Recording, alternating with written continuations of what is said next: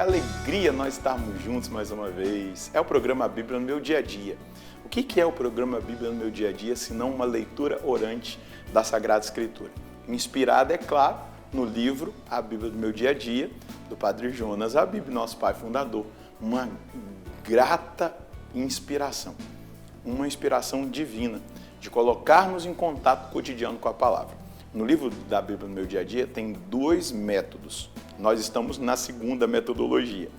O Padre Jonas nos indica que nós devemos começar pelo primeiro método, que é aquele onde a gente vai achar a ordem, a promessa, o princípio eterno, não é? E aí vamos fazer aquelas perguntinhas, o que Deus fala comigo hoje, como eu vou aplicar isso na minha vida. E a segunda metodologia que nós usamos aqui é a da ruminação, onde a gente lê a palavra, rumina a palavra e aí colhe aquilo que Deus está falando conosco e reagimos, né, com oração. E que bom ter a sua companhia. Vamos pedir o Espírito Santo para que ele nos conduza no nosso estudo bíblico de hoje. Em nome do Pai, do Filho e do Espírito Santo. Amém. Vinde, Espírito Santo, enchei os corações dos vossos fiéis e acendei neles o fogo do vosso amor. Enviai o vosso Espírito e tudo será criado e renovareis a face da terra. Oremos, ó Deus que instruíste os corações dos vossos fiéis com a luz do Espírito Santo. Fazei que apreciemos retamente todas as coisas segundo o mesmo Espírito e gozemos sempre da sua consolação por Cristo Senhor nosso. Amém. Vamos dar prosseguimento ao estudo do livro do Gênesis, que está sendo uma bênção para nós. Pega aí a sua Bíblia, abra no capítulo 18, também o seu caderno, vamos anotar o texto. Gênesis capítulo 18, versículos de 16 a 33. Gênesis 18, versículos de 16 a 33. Vamos ler o texto e depois meditá-lo. Os homens levantaram-se e voltaram os olhos em direção de Sodoma. Abraão os acompanhava para deles se despedir. O Senhor disse consigo: acaso poderei ocultar a Abraão o que vou fazer? Pois Abraão virá a ser uma nação grande e forte, e nele serão abençoadas todas as nações da terra. De fato, eu o escolhi para que ensine seus filhos e sua casa a guardarem os caminhos do Senhor, praticando a justiça e o direito, a fim de que o Senhor cumpra a respeito de Abraão o que lhe prometeu. Então o Senhor disse: o clamor de Sodoma e Gomorra cresceu e agravou-se muito o seu pecado. Vou descer para verificar se as suas obras correspondem ou não ao clamor que chegou até mim. Partindo dali, os homens se dirigiram a Sodoma, enquanto Abraão ficou ali na presença do Senhor. Então, aproximando-se, Abraão disse: vais realmente exterminar o justo com o ímpio? Se houvesse 50 justos na cidade, acaso os exterminarias? Não perdoarias o lugar por causa dos 50 justos que ali vivem? Longe de ti proceder assim, fazendo morrer o justo com o ímpio, como se o justo fosse igual ao ímpio. Longe de ti, o juiz de toda a terra não faria justiça? O Senhor respondeu: se eu encontrar em Sodoma 50 justos, perdoarei por causa deles a cidade inteira. Abraão prosseguiu e disse: sou bem atrevido em falar a meu Senhor, eu que sou pó e cinza. Se dos 50 justos faltarem 5, destruirás por causa dos 5 a cidade inteira? O Senhor respondeu: não a destruirei se achar ali 45 justos. E insistiu ainda Abraão e disse: se forem só 40. Ele respondeu: por causa dos 40 não a destruirei. Abraão tornou a insistir: não se irrite o meu senhor, se ainda falo. E se não houver mais do que 30 justos? Ele respondeu: também não farei se encontrar somente 30. Tornou Abraão a insistir: já que me atrevi a falar a meu senhor, e se houver apenas 20 justos? Ele respondeu: não a destruirei por causa de 20. Abraão disse: que meu senhor não se irrite, se falar só mais uma vez, e se houver apenas 10? E ele respondeu: por causa dos 10 não a destruirei. Tendo acabado de falar a Abraão, o Senhor partiu, e Abraão voltou para a sua tenda. Esse texto é muito usado por nós dentro da dinâmica da intercessão, não é verdade? Aqui nós vamos perceber a intercessão de Abraão por Sodoma e Gomorra. Abraão que vai se colocar na presença de Deus. Os homens levantaram-se e dirigiram seu olhar, versículo 16, para Sodoma. Abraão os acompanhava para encaminhá-los. E o Senhor disse: acaso poderia ocultar a Abraão o que eu vou fazer? Abraão virá a ser uma nação grande e forte, e por meio dele serão abençoadas todas as nações da terra. Aqui é importante, Deus não oculta nada aos seus amigos, aqueles que se relacionam com ele. Ele segreda ao coração dos seus amigos aquilo que ele vai realizar, aquilo que ele vai operar, aquilo que está acontecendo também, né? O peso do seu coração em relação à salvação dos perdidos. Nós, quando crescemos na amizade com Deus, sentimos o compartilhamento do coração de Deus conosco. E é exatamente isso, Deus não oculta aos seus amigos. Versículo 19. De fato, eu o escolhi para que ordene a seus filhos e a sua casa depois dele que guardem os caminhos do Senhor, praticando a justiça e o direito. Então o Senhor cumprirá a respeito de Abraão o que ele prometeu. E aí, aqui a gente vai entender a lei natural como esse caminho, né, de direito, de justiça, esse caminho de seguimento do Senhor. Ainda não existiam as leis que vão ser dadas a Moisés lá no monte, né, onde Deus vai entregar as tábuas da lei. Versículo 20. E disse mais o Senhor: o clamor contra Sodoma e Gomorra aumentou e agravou-se muito o seu pecado. Vou descer para verificar se o que fazem corresponde ao clamor que me chegou, ou não. Eu vou saber. Então, os dois anjos vão para conferir exatamente isso. Nós vamos ver no capítulo seguinte aquilo que vai ser avaliado em relação às cidades de Sodoma e Gomorra. E aí, Abraão fica na presença de Deus e Deus fica com Abraão ali na tenda. E aí Abraão começa, né? Então os homens virando-se foram a Sodoma. Abraão permaneceu parado diante do Senhor. Até para confirmar aquilo que eu disse no estudo passado. Era o Senhor Deus com dois anjos, né? Claro, na visão cristã, a representação, a prefiguração da Santíssima Trindade. Então, Abraão se aproximou do Senhor e disse, né? E aí ele vai fazendo, eu não vou reler tudo, vou chegar só ali nos últimos versículos, mas Abraão vai fazendo a intercessão. Senhor, se tiver 50, porque Abraão conhece o caráter de Deus. Deus é justo. Deus nunca vai aniquilar o ímpio por causa, ou melhor, o justo por causa do ímpio. Na verdade, Deus vai abençoar o ímpio por causa do justo. Então, Abraão começa ali a tocar no caráter de Deus, da justiça, da misericórdia.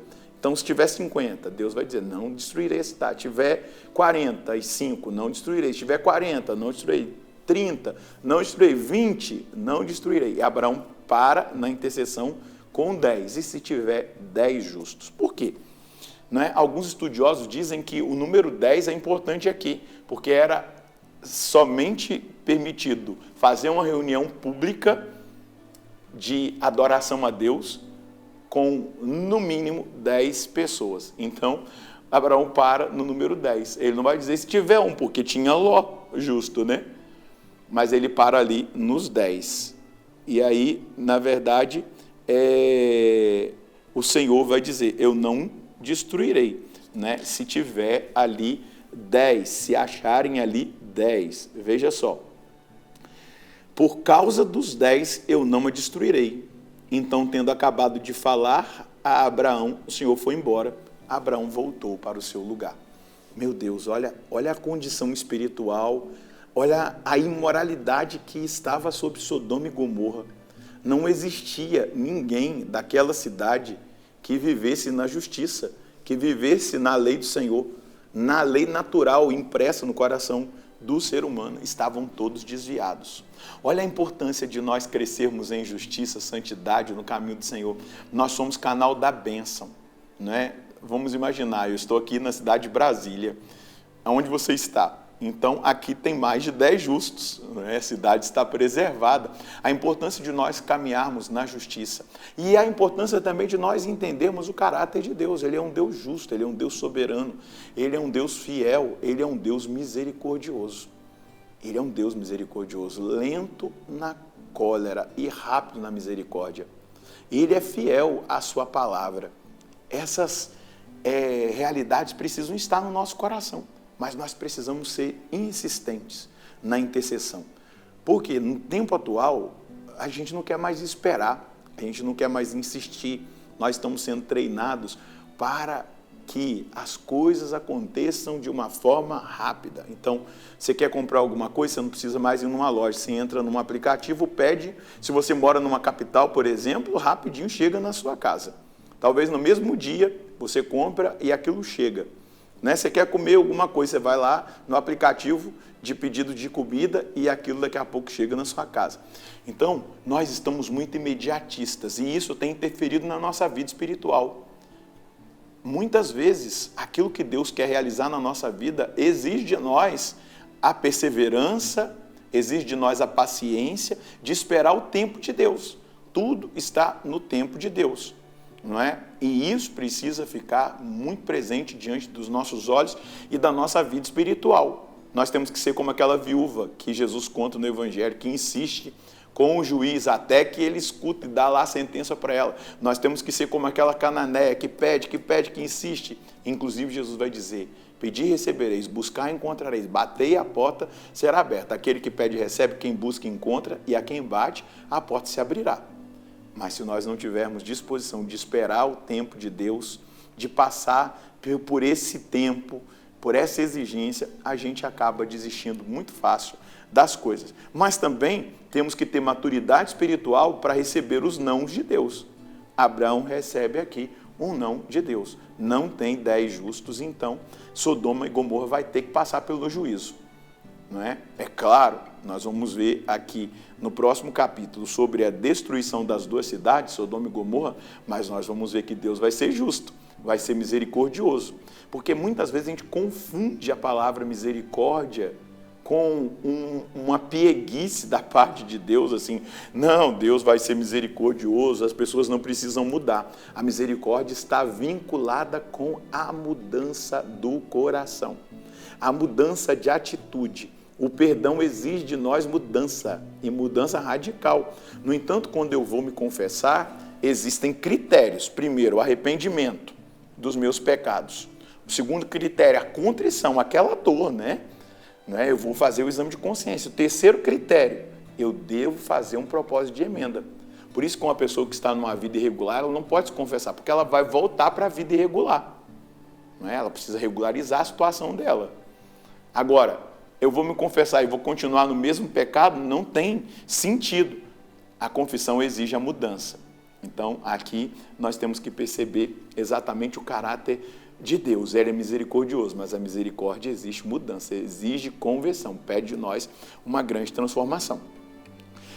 Devemos aprender com Abraão a insistência e a perseverança na oração, na intercessão. Estamos em tempos que as pessoas desistem fácil dos seus objetivos e propósitos espirituais. Ao sermos tocados pela palavra, precisamos agir diferente. Deus revela aos seus amigos os segredos do seu bondoso e misericordioso coração. Só precisamos estar atentos. A nossa vida espiritual deve passar pelo amadurecimento da perseverança e no aprofundamento da relação com Deus, ao ponto de ficarmos em paz e fiéis a Ele, ainda que Ele diga não a algum pedido que o façamos. Isso é maturidade, isso é experiência, isso é aprofundamento. Porque um não de Deus, ou um talvez, ou um espere, né, da parte de Deus, precisa ser encarado por nós com muita maturidade e com muita sobriedade, sabendo que Ele conhece o início, o meio e o fim. Ele é o Todo-Poderoso, Ele é onisciente, Ele é onipresente, onipotente. Então, se Ele diz um não, é porque Ele sabe que aquilo que Ele está dizendo um não, aquele não tem um sentido e é importante. Mas uma outra coisa é contemplar o caráter da misericórdia. Deus é misericordioso, mas Ele não é um bobinho, né? Ele é misericordioso, é um Deus bonzinho, bobinho, né? Eu vou continuar do mesmo jeito. Não, a misericórdia exige que eu mude de vida. Vamos rezar?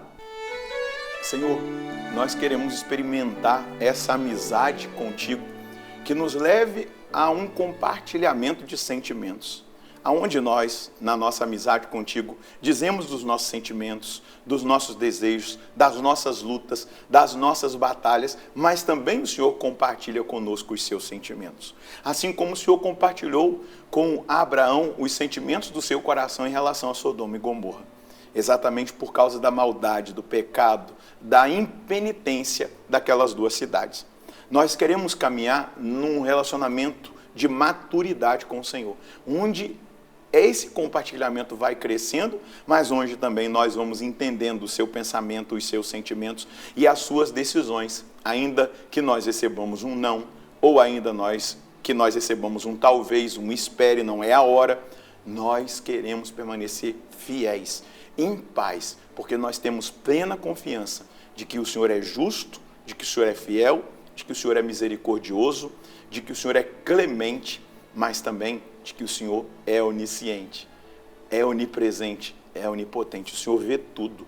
O que nós não vemos, o Senhor enxerga.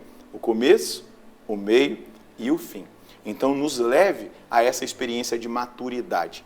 Abraão permaneceu em paz diante daquilo que ele, no confronto da intercessão, né, naquela oração onde ele entrou em juízo com o Senhor o venceu. E que assim o Senhor faça comigo e com os meus irmãos. É exatamente isso, meus irmãos. A misericórdia exige mudança. Não houve mudança. Existia um homem justo e a sua família lá em Sodoma e Gomorra. Nós vamos ver no próximo capítulo. Mas é importante entender que a misericórdia exige de nós uma mudança radical de vida. Deus abençoe você, Deus abençoe a sua família. Nós nos encontraremos no próximo programa, se Deus quiser, no nome do Pai, do Filho e do Espírito Santo. Amém.